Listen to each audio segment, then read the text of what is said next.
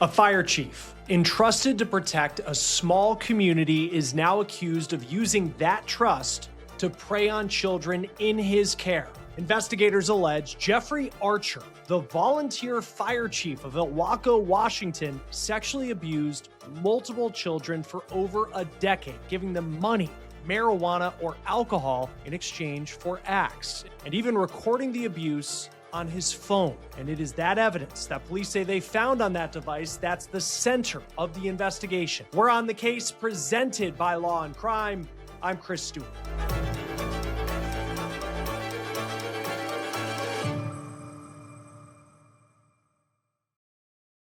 All right, hey guys, real quick before we get into this episode of On the Case, one of the most watched shows on YouTube, I want to talk about our partner and sponsor, Morgan & Morgan, America's largest personal injury law firm. They have more than 1,000 attorneys who have recovered $25 billion from more than 500,000 clients. And in just the past few months alone, a client in Florida received $12 million when insurance offered just $350,000. In Pennsylvania, another client was awarded $26 million. That's 40 times the insurer's offer. Morgan & Morgan makes it easy to fight for what you deserve. You can even start a claim from your phone. So if you're injured, you can start a claim at forthepeople.com/OTC. You can click the link below or scan the QR code on your screen. Well, you expect a fire chief to be a protector, someone who parents trust, someone who kids feel safe around. But investigators in a small Washington state town are now alleging the very person who was tasked with protecting the community was abusing that trust in the most disturbing way. Investigators say the volunteer fire chief of Ilwaco, Washington, his name is Jeffrey Archer, and he is now facing dozens of child sex crime charges tied to allegations that go back more than a decade in some cases, and they span years. It involves children who were allegedly abused while in his care. Prosecutors allege that the abuse was so frequent, court documents that were obtained by KATU quote one child saying that they struggled to even count how many times it happened. Now, in some cases, Archer was their babysitter. This is a story in a lot of ways that really shows not just an alleged predator in a position of trust, using that trust to abuse victims, but also it's a case of showing how that alleged predator in that position of power really blurred the lines and maybe crossed the lines when it came to personal relationships so he could have children in his care who he sexually abused. I mean, you think back to growing up, if you grew up in a small town, this definitely happened, where the fire chief comes to your classroom and teaches you about fire safety. Like, that is who we're talking about when we're talking about Chief Jeffrey Archer. This is someone in this small community in Washington state had a lot of trust, and with that, a lot of power. Now, we're going to get into what police say unfolded behind closed doors and why more alleged victims are now coming forward. We'll talk about that in just a moment, but I want to paint the picture for you here of where this took place. Pacific County, Washington, just a beautiful part of the country in the Pacific Northwest. This is a community of around only 1,000 people that is on the water right along the border between the state of Washington and Oregon. Now, investigators in Pacific County say that this case centers around Chief Jeffrey Archer. He is 43 years old, and he heads the volunteer fire department in Ilwaco, Washington. Now, Archer was a familiar and trusted public figure because authorities say that he had worked for the city since 2021. And when we say he was the head of a volunteer fire department, he was the only paid member. Now, police say the allegations against Archer, they go back more than a decade. We're talking as early as 2013. Charging documents that were cited by KATU show the timeline beginning as early as June of that year, 2013, and continuing through December of 2019. In that case, he posted a $100,000 bond, and at that time, he was released. And the conditions of his release: don't have contact with minors. Now, according to charging documents and a statement of probable cause in this current case, multiple alleged victims, some of them as young as toddlers, came forward saying that they were sexually abused while they were children. Now, investigators say the alleged abuse occurred primarily inside Archer's home in Ocean Park, and it happened often while he was babysitting these children. So there you go. There are those blurred lines that we do see in cases like this, where you might have someone who, well, in this instance, a fire chief, maybe they're a teacher, and are able to get the trust of parents and then suddenly they're babysitting the children, and we see the alleged abuse happen. We have seen cases like that, and there are certainly similarities to other cases that we're seeing in this one playing out in the Pacific Northwest. Now, court records say at least 3 victims are formally identified so far. Their names haven't been released. They're known by their initials in court documents, but all of them are minors at the time of the alleged abuse, and their ages range approximately from 14 years old to as young as 2.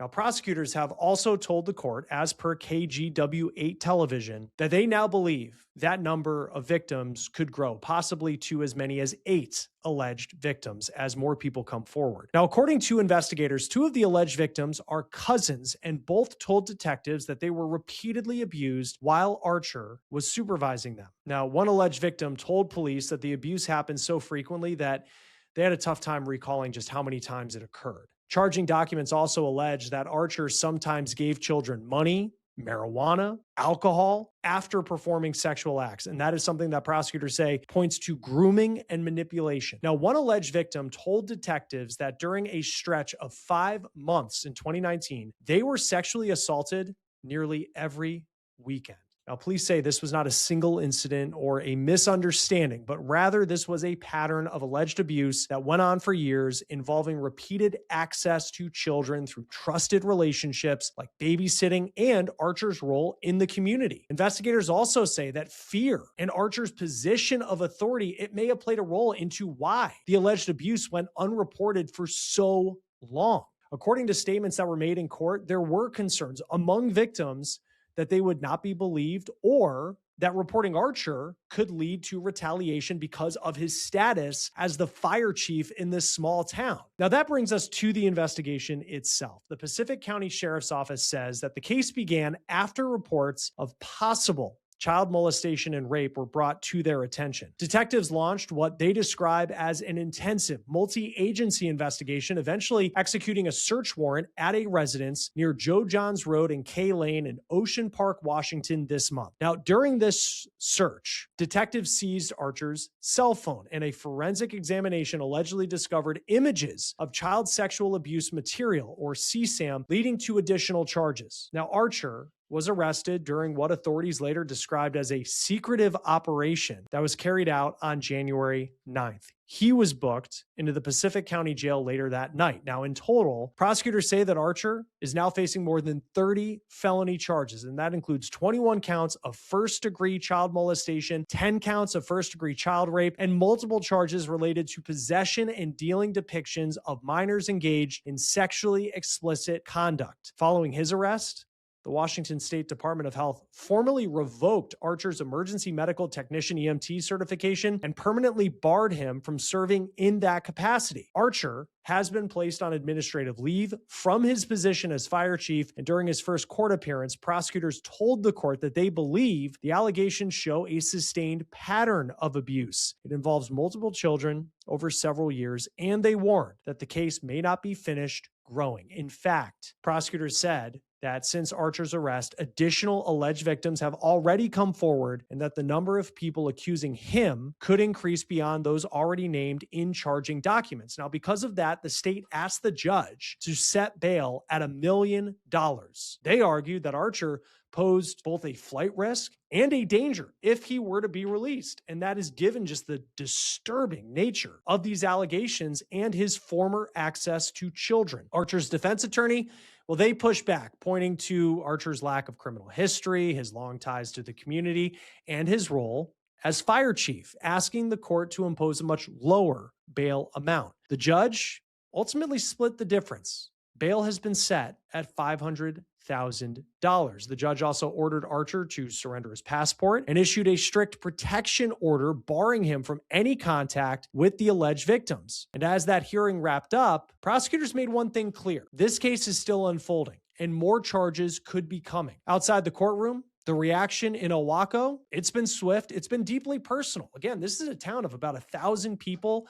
It's somewhat isolated. It's not like a suburb of Seattle. This is right along the Washington State-Oregon border. Archer was not just another public employee. He was the fire chief. I mean, he was a very visible figure. And city leaders say the allegations, they're cutting straight to the heart of trust in this small town. One city council member summed it up this way, quote, "His job was to keep our community and our residents safe, not prey on and exploit our most vulnerable." Prosecutors argue that trust is central to this case. They allege that Archer used his position and access to children to commit the abuse over years. Since his arrest, authorities say that more alleged victims have continued to come forward, raising the possibility that additional charges could still be filed. Joining us now to talk more about this case is Jack Boyd, a civil rights attorney. I know you do a lot of work representing victims of crimes like what Jeffrey Archer is accused of in civil court. So a really good person to talk to about a case like this.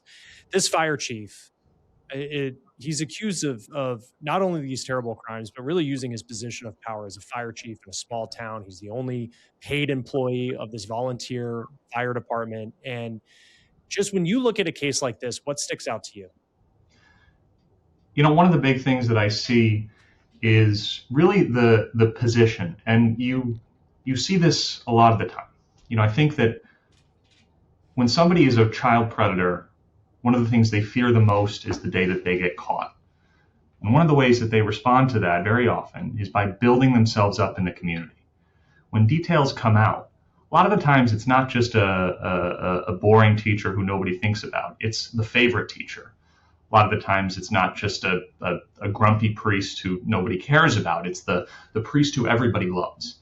And so when I think about this case, I think about the position of power and authority that's there, and just how grave, these allegations are if proven true, given that power and authority. It seems like too, just looking at, like, to your point with that, as far as being kind of the favorite, teacher, here's the guy who is, he's with the mascot dog that you get at like the fire department, and he's doing these, like, I'm sure classroom sessions.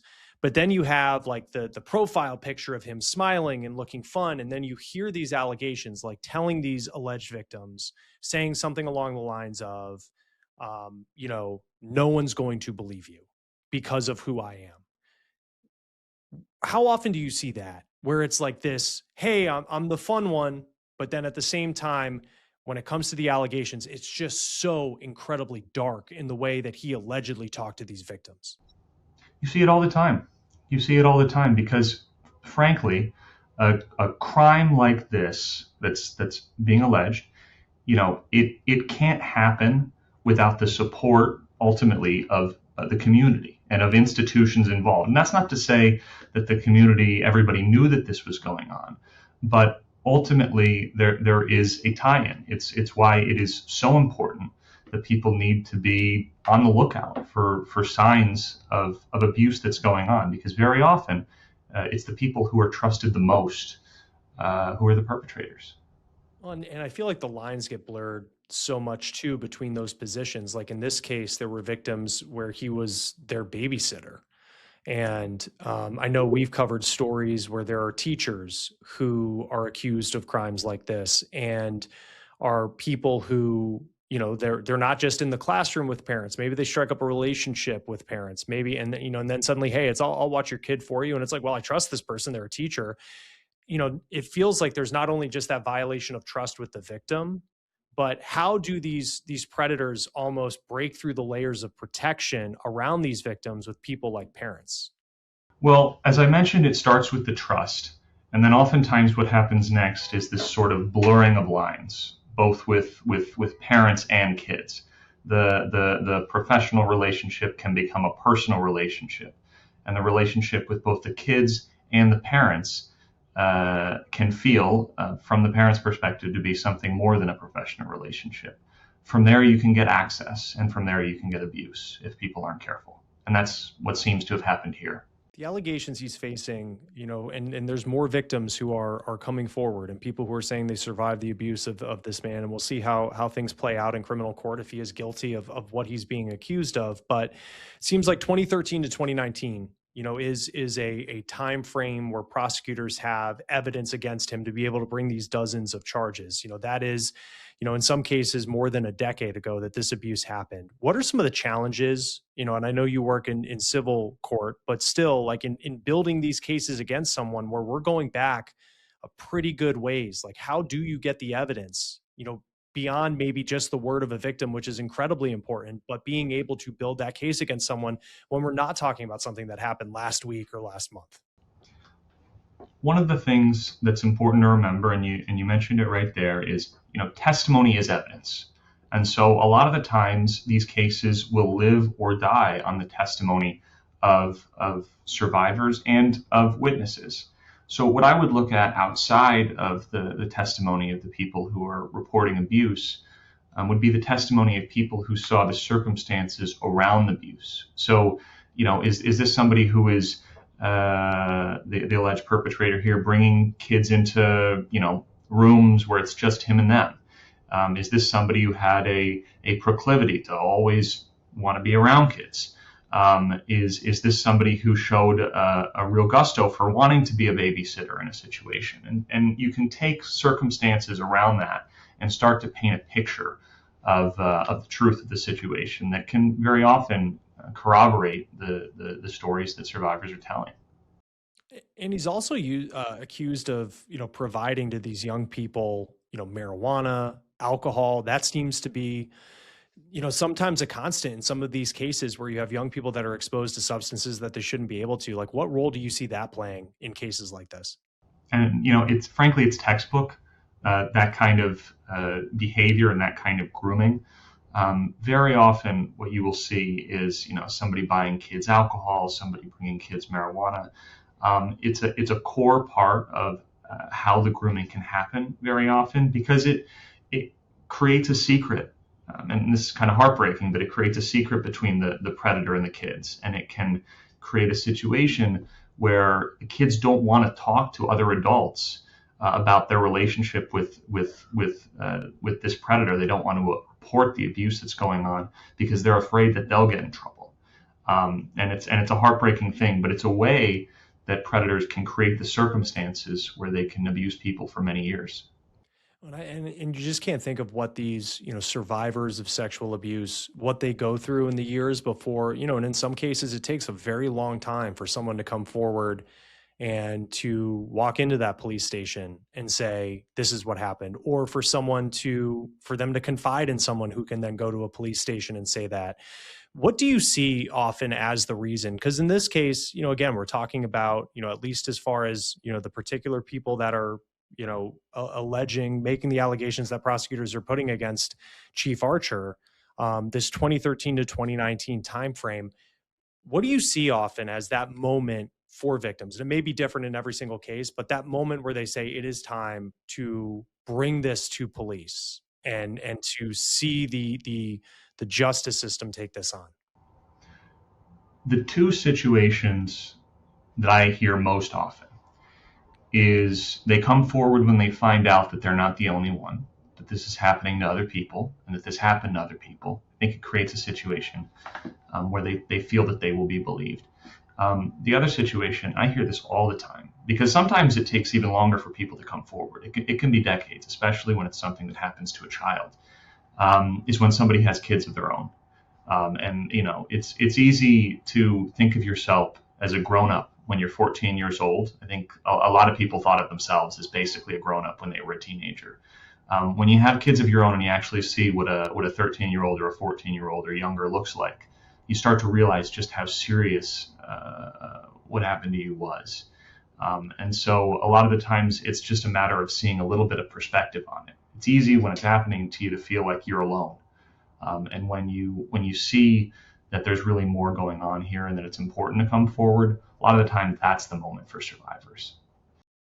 And in a case like this too, I mean, this was someone who, in a small town, I grew up in a small town. We had a volunteer fire department. And I remember as a young kid, like you knew who the fire chief was because they would come to your school. So they were a figure in the community. And in this case, for someone who is so visible in this small town to get away with this allegedly for as long as he did, Like, how is it that, it's one of those things where you sit back in hindsight and you say, like, how does nobody notice? Like, how do these predators, because it's not just the parents of the victims, like what we were talking about, and kind of that trust, but it's even the people who are in the peripheral who maybe, were around him, didn't suspect anything. But then at the same time, when it comes out and he's facing dozens of charges, you just find yourself asking, like, for someone who's around so many people and was known by so many people, like, how is he able to get away with this? And you know what? A lot of the times when you do an investigation and you look back on the circumstances of a situation like this, it seems obvious. It seems like exactly what you're saying. Like, how did nobody know this was going on? It goes back to power and control ultimately. You see something that you think is concerning.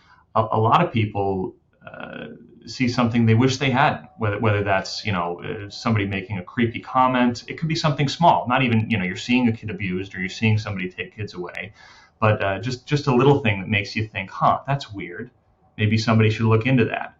And when somebody is in a position of power and control, and you see something that sort of, huh, that's weird moment. When the power's there, a lot of the times people just sort of move on with the rest of their day. And that oftentimes is how, people can continue doing this for years and years. From the civil side of things, I was watching like a local news story from the Seattle area last night that was covering the city council meeting related to Chief Archer and whether or not he should be fired. And I feel like in some, maybe it's a teacher, they're put on the paid administrative leave. In some cases, school districts just fire the person outright when they're arrested on charges like this. And it seems like the city council was split, with one person saying we should let him go. And then there was someone else saying, like, we're not really the body to determine innocence or guilt. How does the way that a community handles employment after an arrest of something like this, like, factor into how, I guess, the civil proceedings could go on in something like this?